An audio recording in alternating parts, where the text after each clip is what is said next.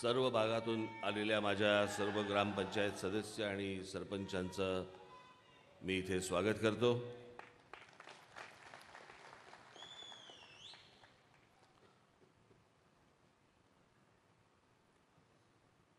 मला याला उशीर झाला यापेक्षा मी खरं तर येऊच शकत नव्हतो।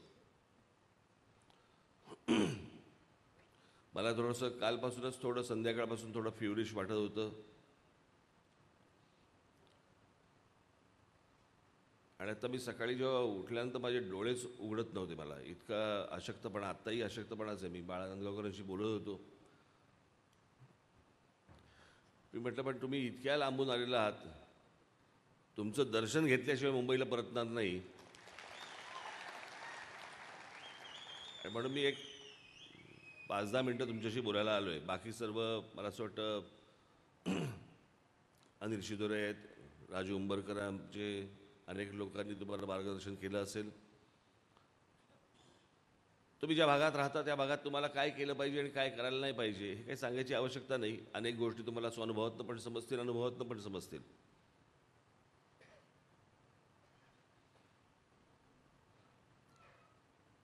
मग त्याचा निधी कसा वापरायचा, तो निधी कसा आणायचा, मग त्याच्यातनं कोणत्या योजना करायच्या, कुठच्या योजना करायच्या,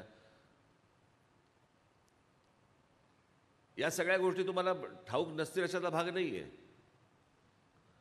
आजची बैठक ही मला अनेक दिवस चालू होते की सर्वांना एकमेकांना भेटायचं आहे आपल्याला, आणि म्हणून मी एक दिवस ठरवला, म्हटलं तुम्हा सर्वांना बोलवावं, तुमच्याशी बोलावं, म्हणून हा आजचा दिवस ठरवला।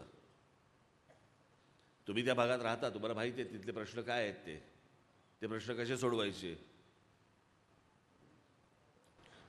आणि मला असं वाटतं एका राजकीय पहिल्या टप्प्यावरती आज तुम्ही पहिल्यांदा पाऊल ठेवलेलं आहे, त्याबद्दल तुमचं सर्वांचं मी मनपूर्वक अभिनंदन करतो। आज ग्रामपंचायती आहेत, उद्या जिल्हा परिषदा असतील, करत करत उद्या तुम्ही आमदार व्हाल, खासदार व्हाल। म्हणून लगेच आत्तापासून स्वप्न बघू नका।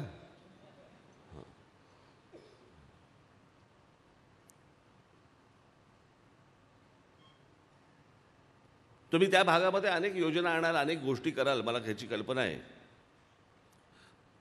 अनेकांनी तुम्हाला अनेक विविध सूचना पण केल्या असतील।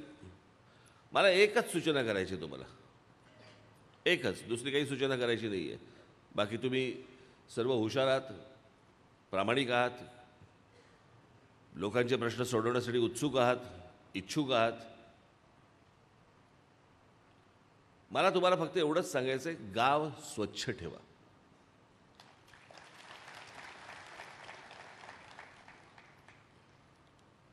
आणि गाव स्वच्छ ठेवायला ना, तुम्हाला आठवत असेल मी आपण 16 मिनिटाची एक डॉक्युमेंटरी केली होती, पाहिली तुम्ही?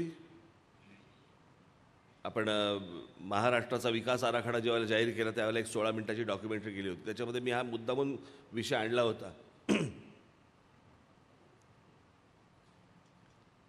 की आपल्या आजूबाजूचा परिसर स्वच्छ ठेवायला पैसे नाही लागत, इच्छाशक्ती लागते। आणि जेवढं तुम्ही गाव स्वच्छ ठेवाल, तुमच्या आजूबाजूचा परिसर जेवढा स्वच्छ ठेवाल, तेवढी रोगराईपासून तुमची मुक्ती होते।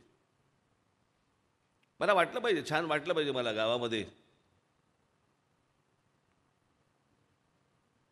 की या गावामध्ये मी राहतोय, स्वच्छ, सकाळी बाहेर पडल्यानंतर आजूबाजूला सगळे परिसर। मी अशी गावं पाहिली आहेत, परदेशात तर पाहिलीच आहेत, पाहिली, आपल्या देशातही पाहिली आहेत।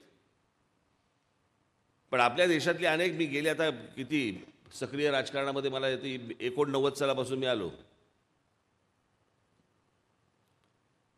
अनेकदा महाराष्ट्र फिरलो, उभा आडवा वाकडा तिकडा असा महाराष्ट्र फिरलो, अनेकदा फिरलो, अनेक गावात गेलो, अनेक तालुक्यांमध्ये गेलो। सगळ्या ठिकाणी मला जी काही दुरावस्था जी दिसली ती मला स्वच्छतेवरती दिसली। कुठेतरी काहीतरी सांडपाणी वाहतंय, त्याच्यातनं लहान मुलं फिरतायत, त्यातनं डुकरं पण फिरतायत, कचरा तिकडेच पडलेला आहे। आणि त्या अस्वच्छ वातावरणामुळे तुमचं मन देखील अस्वच्छच व्हायला लागतं। लोकशाही मराठी ऐका, पहा, जागरूक रहा।